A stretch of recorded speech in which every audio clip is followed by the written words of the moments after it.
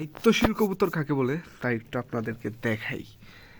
যদিও খোপ না পেয়ে খোপের পিছনে ডিম দিছে, তো আমার এইখানে লফটের ভিতরে যে কোনো জায়গায় ডিম দেখ মাসাল্লাহ আমার কোনো সমস্যা হয় না, এইগুলো দেওয়াই আছে এই জন্য আর কি।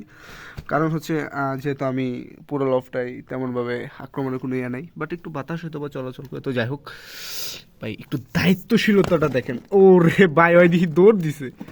যাই হোক মানে ওর কুটাকাটিগুলো একটু দেখছেন, মার্শাল্লাহ দুইটা ডিম নিয়ে বসে কি পরিমাণ কুট নিছে, মানে এই খড়কুটো। তো আমি একটু চেক করে দিই, ফাঁকে আসছি চেক করার জন্য মূলত কোনটার কি অবস্থা। মার্শাল্লাহ মার্শাল্লাহ, আপনারা দেখতে পাচ্ছেন কিনা আমি চাই না, একটা ডিম কিন্তু অলরেডি জমছে মার্শাল্লাহ। সেকেন্ড ডিমটা নিয়ে আসলাম। মার্শাল্লাহ মার্শাল্লাহ মার্শাল্লাহ গাইস, মার্শাল্লাহ আমার গিরিবাজের জোড়াটা এত জোসভাবে ডিমের সুরক্ষিত মানে সংরক্ষণ করছে আর এত জোসভাবে তা দিচ্ছে, মাশাল্লাহ দুইটা ডিমে জমছে এই তীব্র শীতে গাইস।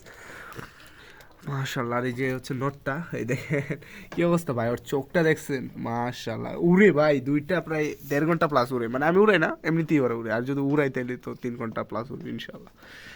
মাশাল্লাহ।